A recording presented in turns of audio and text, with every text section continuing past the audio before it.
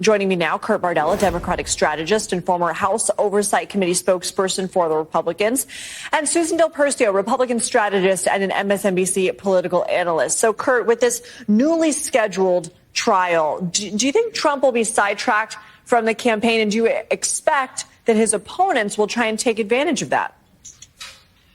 Well, if the Republican candidates are actually serious about wanting to defeat Donald Trump, they'll absolutely try to take advantage of this and use this rather than run this charade of defending him while at the same time trying to convince their voters that he's not fit to be the Republican primary nominee. I don't really know how you can make the case that you should vote for someone other than Trump while still defending him from all of these criminal indictments that he's facing. And at the same time, I don't know how Donald Trump could possibly effectively run a campaign for the presidency while also fighting for his very freedom. You know, we heard not that long ago on, I think it was Meet the Press, Chris Christie saying that Donald Trump is terrified of the prospect of actually going to jail. And so if that really is his deepest fear, his attention is not going to be on the mechanics of the presidential campaign. It's going to be on trying to keep himself out of jail and his freedom intact. That does not make for a recipe for an effective campaign for presidents.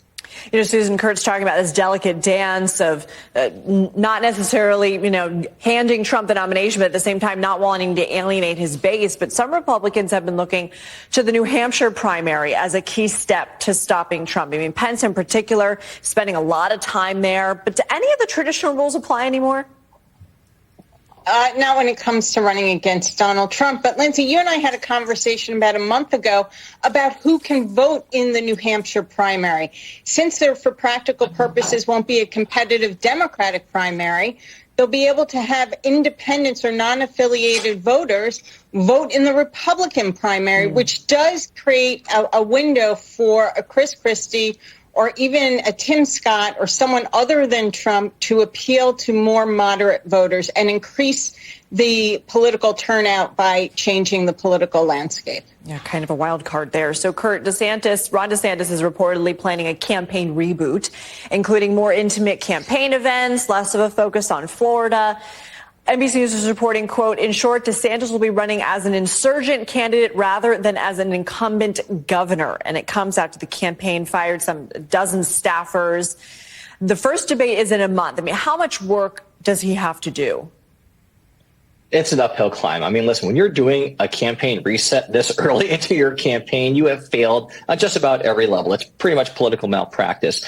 The reason why they've been avoiding doing this type of retail campaigning to this point is because his team knows that's not really where Ron DeSantis excels. This is not a guy who's particularly impressive that you would, if you walked into a room, you would not walk across it to shake his hand. They know that this is his weakness. Candidates and campaigns are about playing to your strengths. They made the decision very early on to avoid this type of campaigning because it's just not his thing. He's just not good at it. The more time people spend with him, the more unimpressed they are with them. So I don't think that this type of quote unquote reset is really going to work because it's playing to his biggest weaknesses, which is his inability to connect with people on an interpersonal level. But Susan, what about big national media interviews? I mean, the DeSantis campaign said there will be more of those to come with greater media access overall. What was behind the initial strategy of limiting the media, and why didn't that work? Well, because Governor DeSantis ruled his state by his decree, and that was, I will only invite, for example, Fox News into my press conferences. He refused to speak to other media.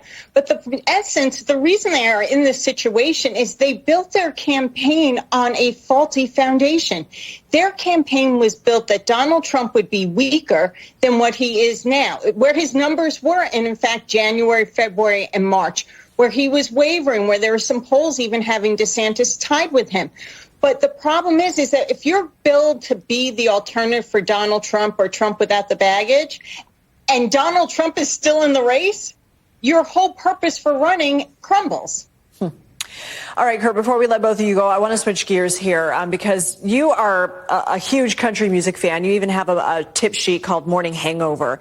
And there's been a lot of controversy this week over Jason Aldean, country music superstar, his latest song, Try That in a Small Town, and the music video. And in the music video, I mean, first of all, the song we can address as well. A lot of people are basically saying it's got some racist lyrics, and the video has some imagery as well.